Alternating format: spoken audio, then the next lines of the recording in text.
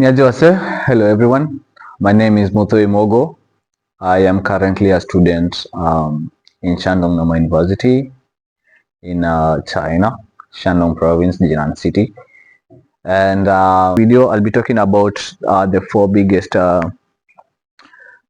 classical novels of Chinese literature. Okay, so Sida Minju basically means the four biggest books in Chinese literature. So we have Hong Lo Mang, which basically translates to a dream in the red chamber, a dream of the red chamber. We have this Shui Hu Duan, which translates to water margin. I won't talk much about these two because these two are the ones that I feel like most people know about them. I'm sure everyone has heard about Journey. So this is Shioji, which means Journey to the West. In a way tumesikia kuhusu Journey to the West, The Monkey King, kuna numerous cartoons zimeundwa, numerous TV series. I'm sure everyone has heard about The Monkey King in some way or form. And then this other one, Sango Yenyi. Sango Yenyi means, ukitranslate inamaanisha The Romance of the Three Kingdoms. It's also it's quite famous. I feel like there's quite a number of non-Chinese people who have heard about the Romance of the Three Kingdoms. So I'm going to talk about these two in depth, and then these other two, we won't talk much about them. Then Journey to the West. Mbona ito Journey to the West? Well, ukiangalia map, China go towards the farthest eastern point, and India is towards the west of China, right? So the journey is going towards the west.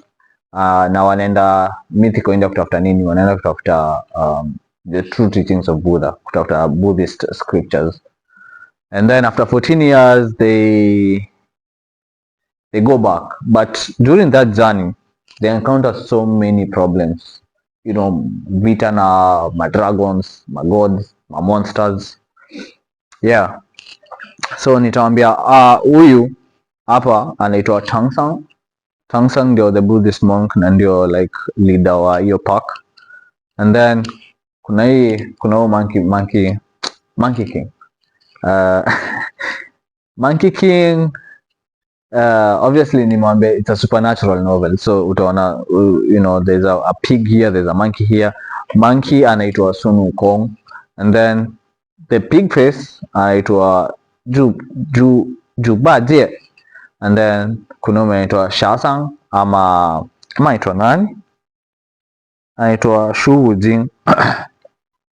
Yeah, so and the companions were Tangsang, the Buddhist monk, wanaenda towards mythical India, and wanarudi after 14 years.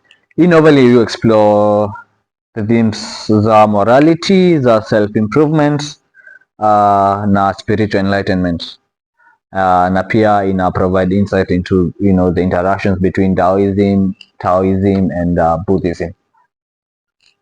So that's basically the story. There are a few Chinese words or idioms that come up in this book that Mao Ming Ding Chi. Mao Ming Ding Chi inamaanisha nini? Basically, Mao Ming Ding Chi means an imposter. Basically tuseme kama kuna exam unafaa kufanya but unaona huwezi pita, so una request msee akuja atumie jina yako, atumie sura yako, atumie details zako kwenda kukufanyia teo. So huyo msee unasema Mao Ming Ding Chi, amejifanya wewe but si wewe, amekureplace lakini ina an imposter way. And then Xiongduo Ji Shao. Xiong ni vitu mbaya, alafu Ji ni vitu poa. Like Ji means basically lucky or like something good, and then Xiong is just evil, something bad. So when you Duo means a lot, Shao means kidogo. So Xiongduo Ji Shao namaanisha hakuna kitu poa inakam, like hapa kila kitu ina point towards a disaster. So that's basically the book. That journey, you know, everything was pointing towards you know, disaster. Um, yeah, but I don't want to talk too much on that because I'm not here to teach you Chinese language or to teach you new words. I'm just telling you the story. But it's good that I also touch on this. 树大教房，树大教房就是inamaanisha tu like you know, in the most basic meaning, mti mrefu ndio inapata wind mob. So basically, the bigger you get, the more you get criticism, the more people, you know, look at you. Or let's say like the, you know, obviously the most famous people are the most famous people are the on your, you know, the most critiqued, they're the most sought after. So sometimes when unajaribu kuambia mtu lelo kiasi, you know, usijiletea mashida mingi, use this word yango yenye The Romance of the Three Kingdoms. So hii kitabu ina dramatize miaka za mwisho za the Han Dynasty. So Han Dynasty venye ilikuwa inaenda kuisha, kulirise into China ili break into 3 kingdoms. So hizi kingdoms ni gani? Kingdoms kuna Wei country, the Shuhan country and the Wu country. Wei country ilikuwa towards the north, and then Shuhan ilikuwa towards the west, and then Wu country was towards the south, the east and south.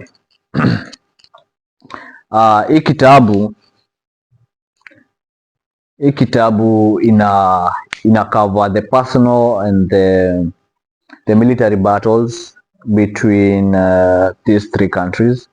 The personal battles between our leaders wa hizi country tatu, alafu ina cover pia integration of, you know, China and basically struggle ya hizo nchi tatu, na imekuwa a guide for businesses, a guide for leadership even in today's world. Na it's compared to Shakespeare in terms of literature, iko compared to, you know, kazi za Shakespeare and the likes. So it's a very important book even today. And it's part legend, it's part historical. So in as much as some stories could be very legendary, this actually happened. The stories written in this book actually happened in China. Iliandikwa between let me get the dates right. The novel is set between 184 and 208 CE. So it's a very long time ago, but these things happened. So let me talk about the characters in this novel. Wa kwanza, Cao Cao was the early rule Wei country. And then kulikuwa na mwingine alikuwa aitwa Liu Bei. Liu Bei alirule Shuhan. And then Sun Quan alirule Wu.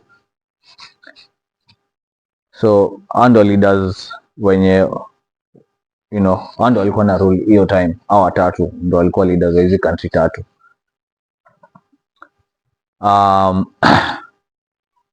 And then kulikuwa kwa kitabu pia kuna a military commander alikuwa aitwa Zhou Yu. Zhou Yu alikuwa anasaidia Sun Quan na alikuwa part of Wu country. But Zhou Yu hakuwa as good as Umse. Umse ako very famous hadi wa leo na ataishi kuwa famous in China. Aitwa Zhuge Liang. Most likely umemsikia. So Zhuge Liang alikuwa nani? Zhuge Liang alikuwa anaishi in seclusion in a place called Longzhong, and he was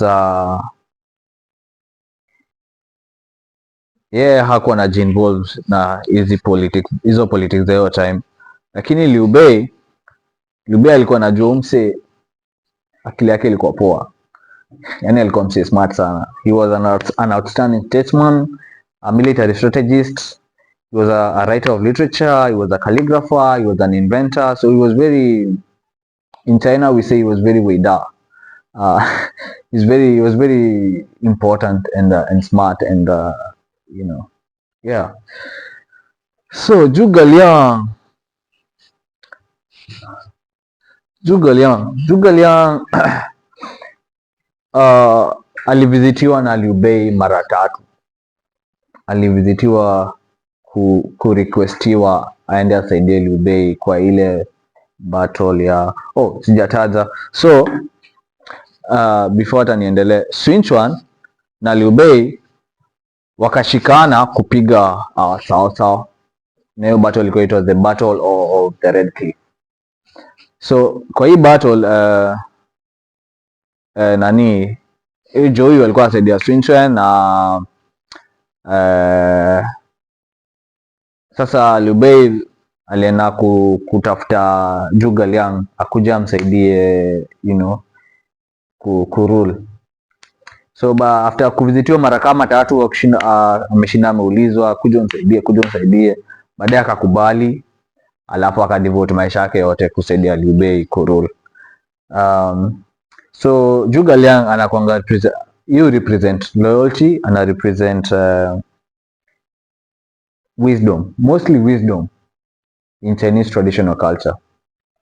So anytime you mention Zhuge Liang in any context, it has to be in a context where we are talking about a wise person or something to do with wisdom. Basically, he represents wisdom and loyalty. Yeah, basically that's the story. It's very interesting. If you really want to know more about that time and for me, I'm just giving you a very basic outline of what the novel is about. I'm sure there are also countless TV shows that portray this time of history. Now, yeah, I'm sure also in English we could. I'm sure there's a way we can find some novels of the. It has to be translated. So yeah. Let me also talk a bit about some words that appear in the book.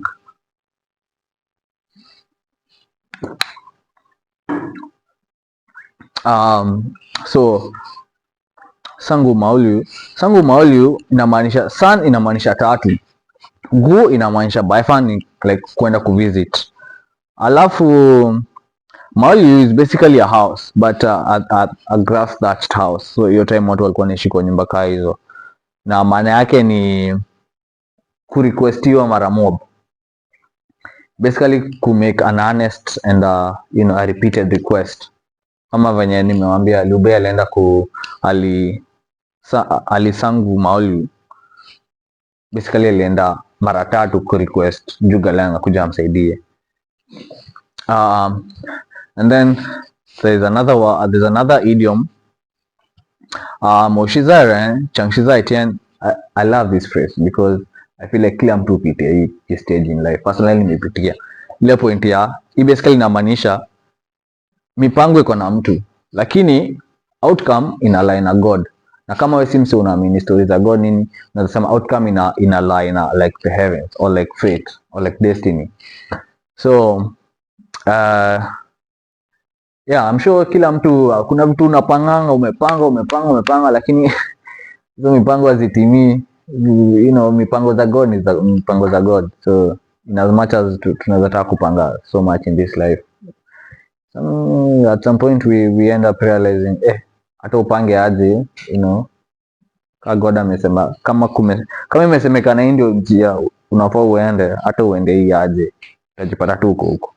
So that's what it means. Moshiza Ren Changshiza Itian. I hope you've learned something new today, and subscribe for more. I'll upload more videos to do with the Chinese culture, and that's the whole essence of this channel. So yeah, thank you, and leave a comment. Tell me what you want to learn more, and I'll do more research on it, and I'll make a video on it. So thank you. Bye bye.